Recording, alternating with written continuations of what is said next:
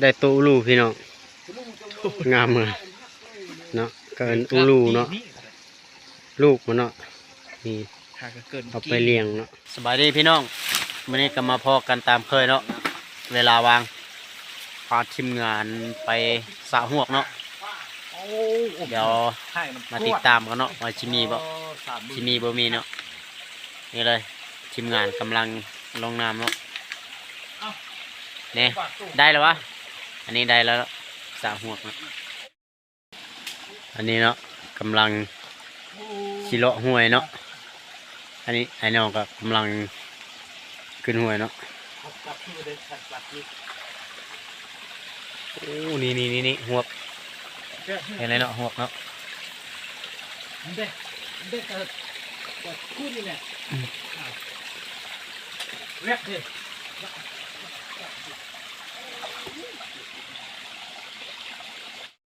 ต้องพูดกับเครื่องแบบ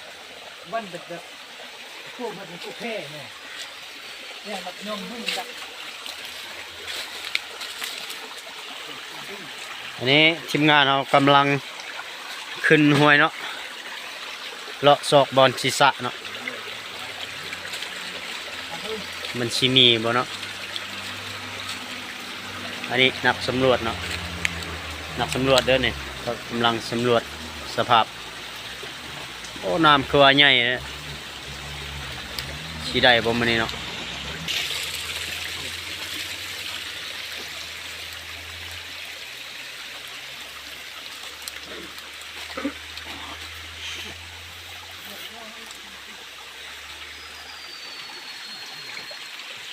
ธรรมศาสตร์โอ้ยโคตรงามธรรมศาสตร์มาหากินแบบอาหารธรรมศาสตร์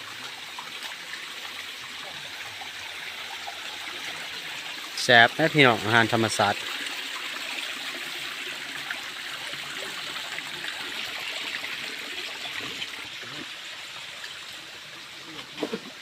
โอ้ปลาไม่ขีเนาะกระหอกก็หลายสุดเลยกระหอกจะมากินอันนี้เนาะเบิ่งโอ้กระหอกมากินความลายปลาไม่ขี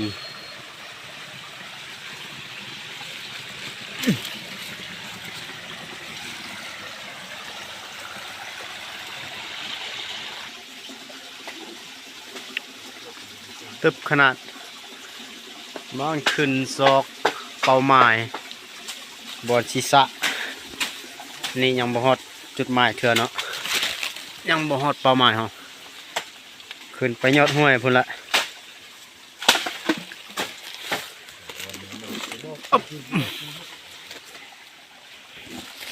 สภาพโอ้อันตรายธรรมศาสตร์งดงามหลายธรรมศาสตร์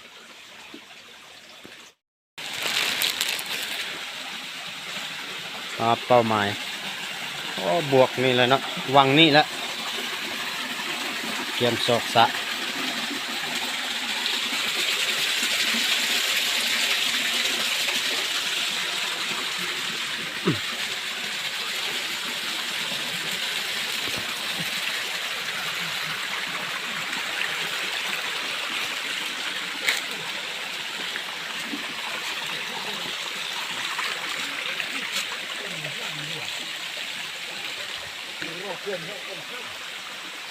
น้ำใหญ่เนาะ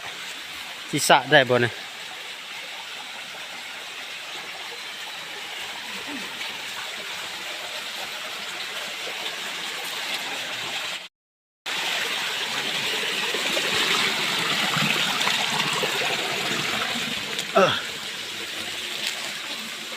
อ๋อเมื่อนี่มันไม่คลุกคลัน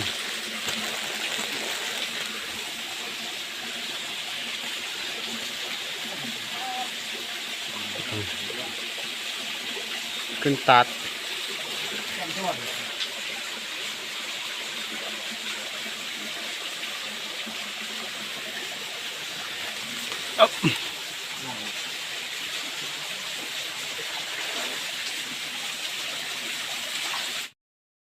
ันนี้ก็มาฮอดจุดหมายแล้วเนาะบอลศีรษะเนาะ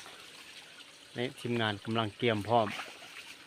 สุดยุบสุดยาเอาแห้งเนาะเดี๋ยวเราจะมาตันวังนี้เนาะแล้วมาสะ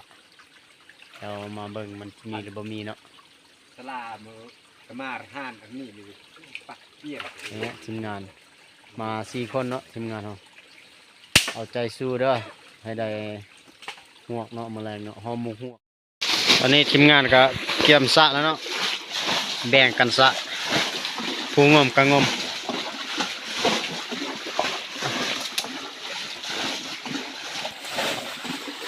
นี่เนาะเอาใจสู้งมไหม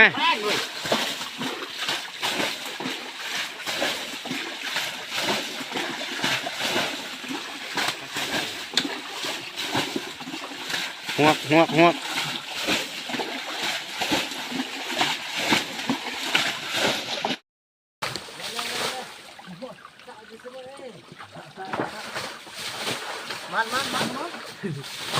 มันแล้วโอ้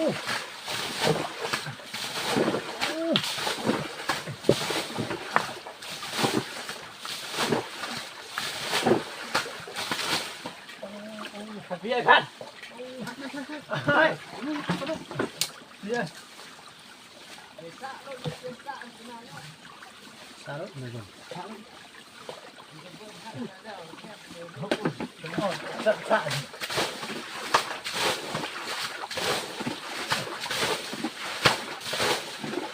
นี่พี่น้องโอ้ตัวบักใหญ่เลย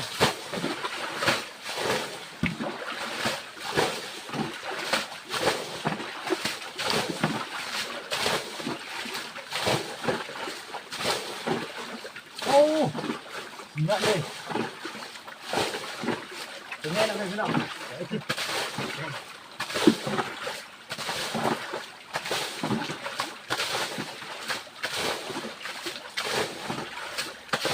บ้าจะเป็นตัวเราสิตัว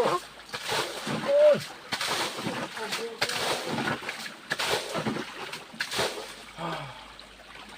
นี่ก็ไปเลยโอ้นี่ล้วนกระตามบุเอากระตามบุเฮ้ยพันไป3ตัวเลยทัน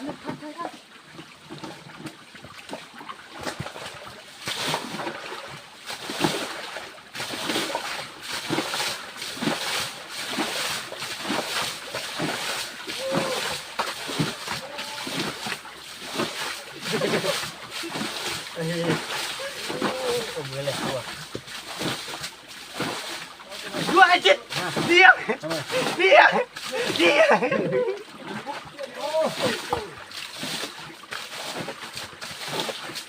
ไอ้นี่พี่น้อง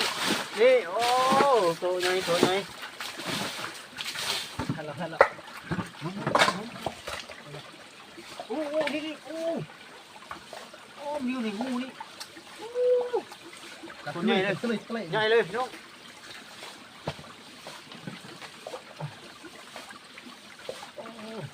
โอ้ตู้อีโม่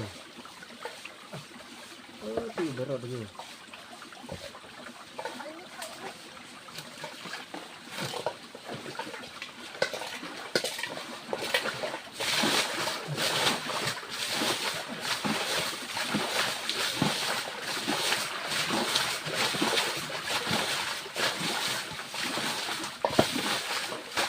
เนี่ยจิตด้วยเว้ยจิตมานี่โอ้ลงเลยจิตใกล้พันนี่คือโอ้เนี่ยกบพี่น้องนี่เอาเลยราคามันเนาะด้วนพี่น้องท่านเตรียมเรื่องไหนพวกเราเนี่ย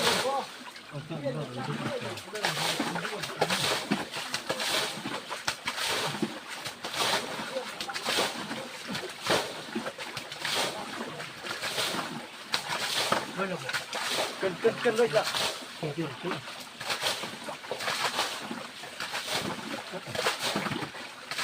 ไปต่อเลย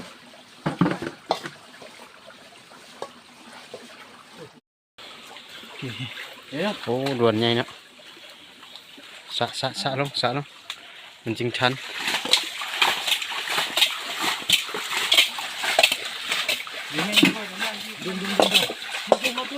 ใส่ด้วนน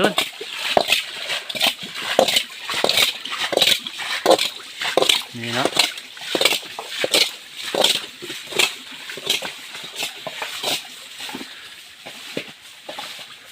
แล้วก็สะอีลุ่มพุ่นเนาะ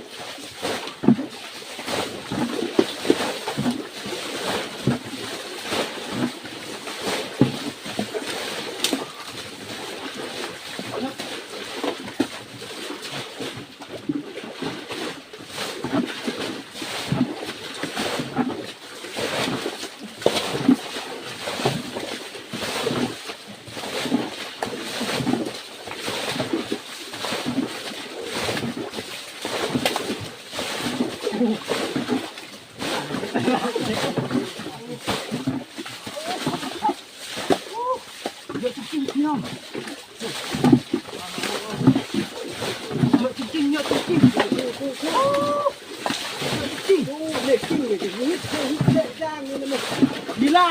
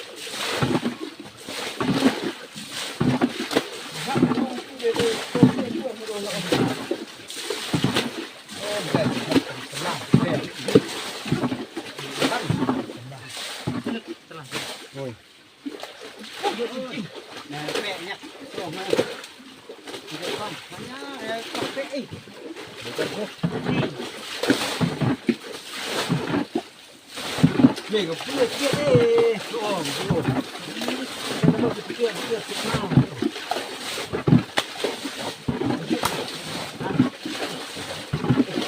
โอ้ยเนี่ยก็คือ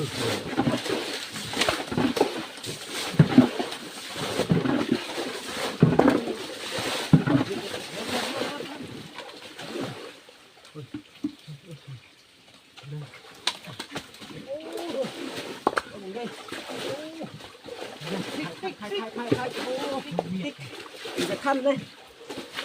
จะขั้นจะกี้เลยท่าแรกให้ดูตรงนี้เนี่ยรื้อร่างนี่เนี่ยกินม่วงมีจักนี่เล่นที่มึงเล่นที่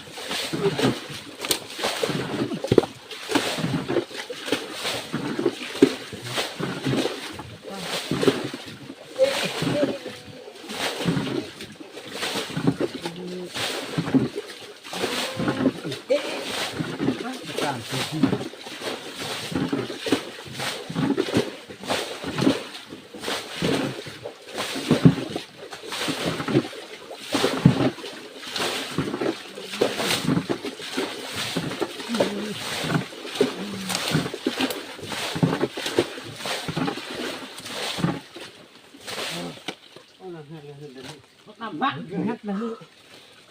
แล้วอมลงยูลงยี่เมื่อรู้นี่นี่กัดเลยโอ้จิบกระโปนี่กัดเลยโอ้ทุกหลังอมมือลงยูลงยี่งัดเลยนี่ลงเบอร์นี่ลงเบอร์แล้วอมลงเบอร์นี่ลงงัดเลยนี่ด่า น้องก็น้องแดกแล้วในนั่นแหละเฮ้ยหมดกูน้ำเลย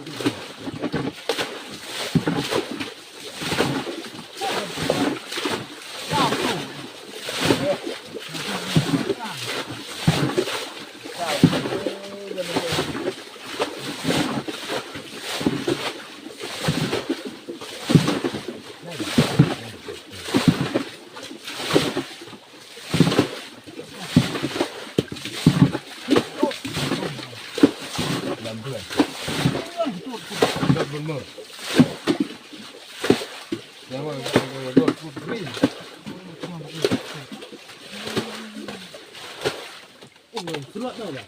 โอ้หมดกระไรน่ะดิใช่สุดตัวอย่างผู้ใหญ่ส่วนเพื่อนเพื่อนอายุเท่าตั้นเนาะนี่ก็ตามเลย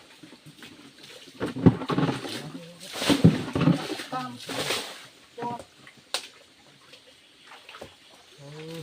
ส่วนเลยแต่ก็มือ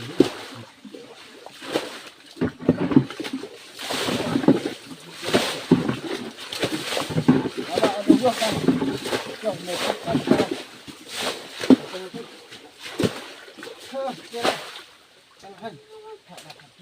แล้วทุกคนเนี่ยเป็นนวดเนี่ยอีก30 เซน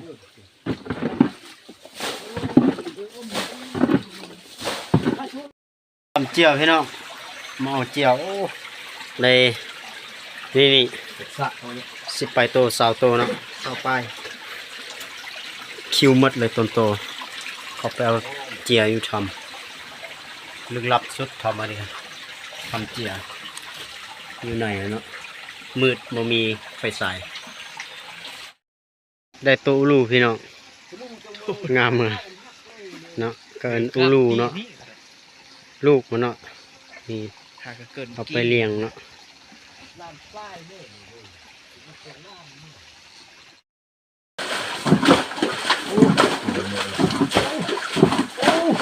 งัวกเอาบุญบวชเลยเนี่ย เนาะ โอ้ที่มันกันอะไรมือที่มันเนี่ยเลยเรารู้ดิพันค่าอยู่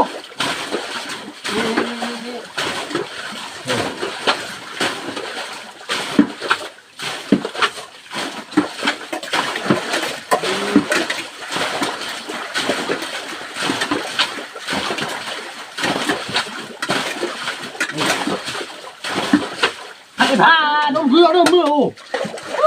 เป็นหัวจ้ะใช่พันน้ำค่ายอยู่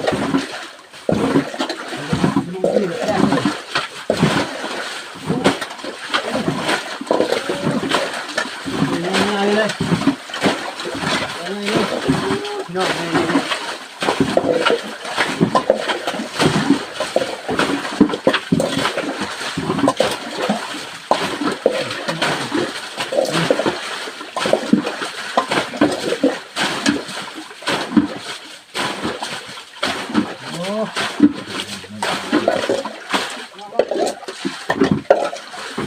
เราไม่รู้เองที่ใจเราซา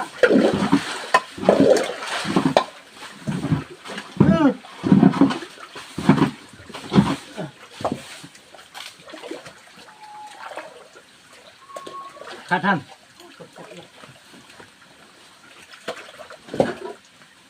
จุ๊บ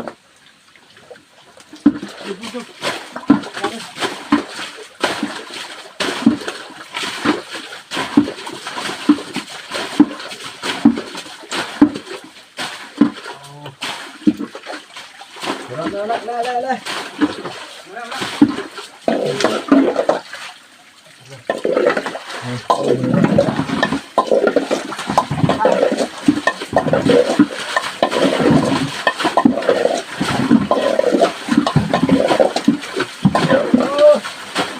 ผมดูละทันโลกไง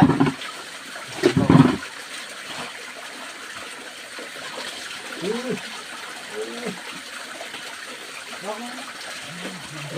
ดู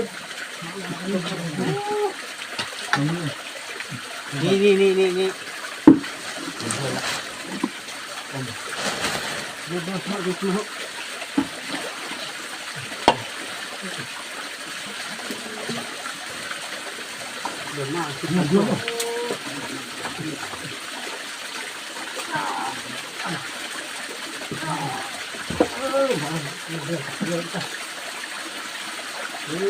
ผมจะเลยอันละเลย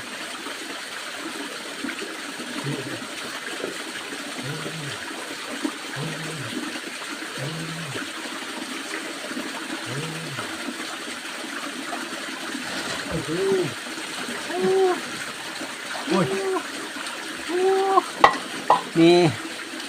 ดูยังไงตัวโอ้ยเบิ่นเลย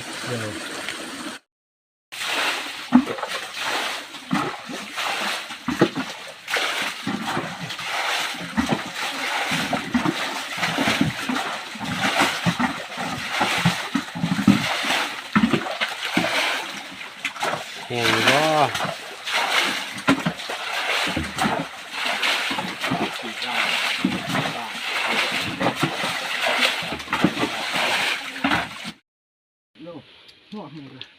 การทำต่อ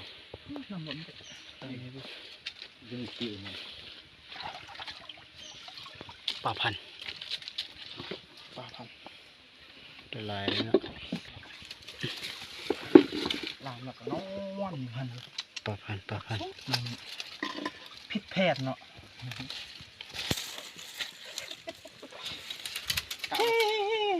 ศิลาผักแม่ละผักกันนอนเหมือนนี่พิษแพทย์ ก็อันนี้ก็หลังจากสระได้แล้วเนาะมาเบิ่งผลงาน คุณหมอ สิได้ลายบ่ อีนี่ ตอกใส่ถุงยางใหญ่นะโอ้ย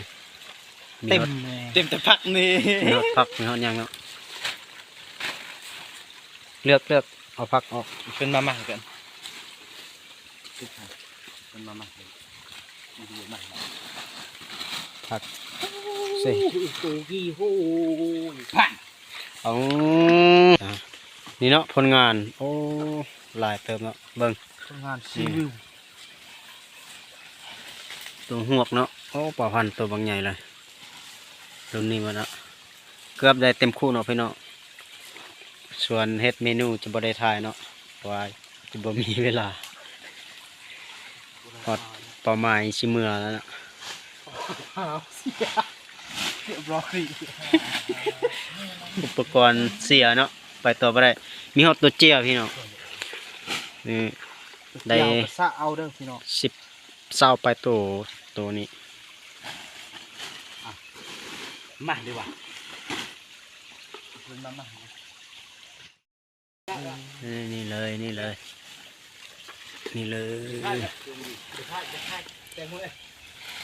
โอ้เราเยอะ